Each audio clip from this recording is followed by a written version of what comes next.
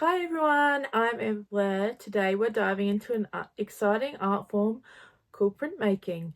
Printmaking is an art technique that enables us to recreate an image from one surface onto another. Our focus today is a specific technique called Lino cut printing. Lino cut printing was popularized in the early 20th century and is a part of the relief printing family. Artists such as Pablo Picasso experimented with this technique, making it a popular method both fine art and graphic design. Unlike traditional woodblock printing, lino is softer and easier to carve, making it a great option for intricate details and design. Lino cut printing involves carving a design onto a piece of linoleum to create a printing block. This process is very similar to creating your own stamp, which can be used to repetitively print the same design again and again onto different surfaces. It allows us to express our creative in a tactile and visual way, producing unique artwork that can be shared with others.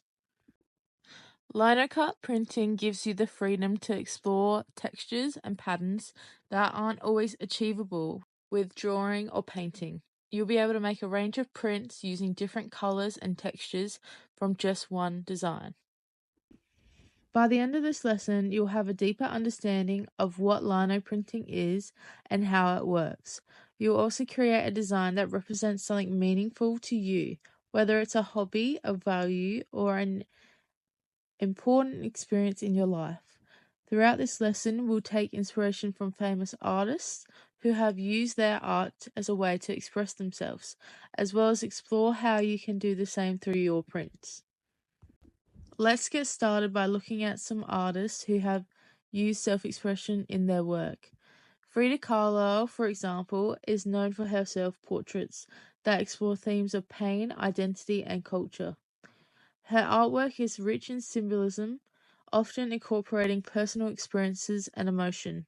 She frequently uses symbols like monkeys and thorns to convey her feelings and tell stories through art. Another great example is Keith Haring, an artist known for his bold lines and vibrant colors. His work is filled with universal symbols that address social issues such as AIDS awareness and LGBTQ+ rights.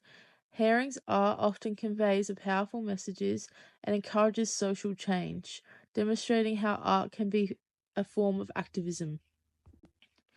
Now let's start about self-expression in our own lives. If you were to choose a symbol to represent something about you, maybe a hobby, a value you hold, or even a feeling, what would that symbol look like? Take a moment to sketch out a simple idea. It doesn't have to be perfect, just something that represents you in some way. This exercise will help you connect personally with the concept of self-expression as we move into creating our own prints. So let's break down the entire process into manageable steps so that you can approach your work with confidence. Here's how lino cut printing works from start to finish.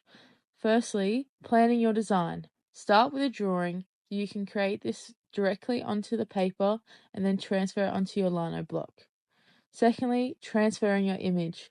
Using tracing paper to transfer your design onto the lino block, keeping in mind the mirror effect. Thirdly, carving your design. Now comes the carving process. You will use different types of carving tools, some for fine lines, some for broader areas. Remember, you're carving away the parts of the design that you want to appear white in your final print. Next, inking the block. Once you've carved your design, it's time to roll the ink over the surface using a roller. Be careful to apply the ink evenly. And finally, printing. Press the ink into the lino block onto the paper, applying pressure evenly across the block to ensure a clear print. You can use a press or even your hands to push the paper onto the ink. Each step takes time and focus, so there's no need to rush through them. I will now show you a video that goes through this entire process so you can see what it's supposed to look like.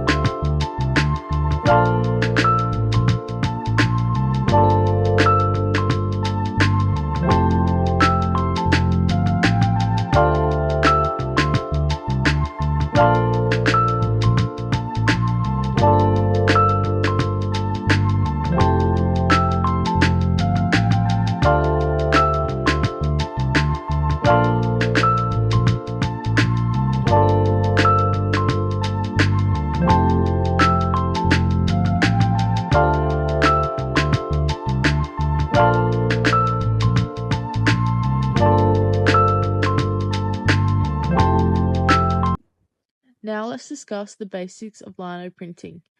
Understanding how to work with your materials is essential for creating a successful print. First, let's go over the materials you'll need: a lino block, carving tools, ink, a roller, and paper. Each of these tools plays a vital role in the printing process. The lino block is your canvas, the carving tool allows you to create your design, the ink and roller are what transfer your design onto the paper. One key concept in lino printing is understanding positive and negative space. Positive space refers to the part of the image that will appear in your final print, while the negative space is what you will carve away. Think of it like a stamp. The areas you carve will be blank spaces, and the parts that you leave raised will catch the ink. This understanding is crucial and as it determines what your final print will look like. When creating your lino print, you will first plan your design on paper. You will want to think carefully about which elements will be carved out, i.e., the negative space, and which parts will remain raised, i.e., the positive space. It's important to visualize how your design will translate from paper to lino. Remember, when your design is printed, it will be a mirror image of your initial sketch. For example, if any writing will appear back to front, so make sure you adjust your design accordingly. This can lead to some interesting creative decisions, especially when it comes to text and intricate patterns. It is also essential to follow safety precautions while working. Always secure your lino onto the bench using a hook to avoid slipping. Cut away from your hands to ensure safety. Do not leave sharp tools unattended. Taking care of our tools ensures we can continue to create safely and effectively in future classes. Now I'd like you to spend a few minutes refining the sketch you started earlier. Keep in mind the mirror image effect. Ensure your design translates well when printed. Focus on bold, clear shapes that represent your personal symbol. Consider how you'll use positive and negative space to make your design pop. Think about the emotions you want to convey through your image and how different shapes and lines can express that. Once you feel comfortable with your design, we will prepare to transfer it onto the lino blocks. This is the exciting part of the process and where your initial idea begins to take shape. As we're coming to the end of the lesson, I want you to share what you came up with in your sketch. If you're comfortable, try to share this with a group or a partner.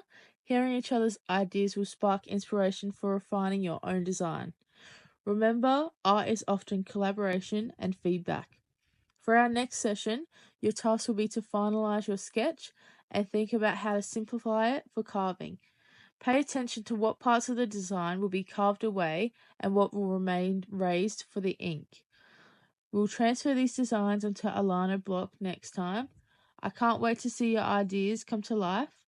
Remember to bring your finalized sketches with you as a guide through the carving process.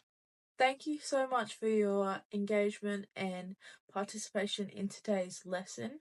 I can't wait to see what you continue to make, and I hope you have taken away some important information about lino printing, what it is, how to do it, and I can't wait to see you incorporate it into your artwork.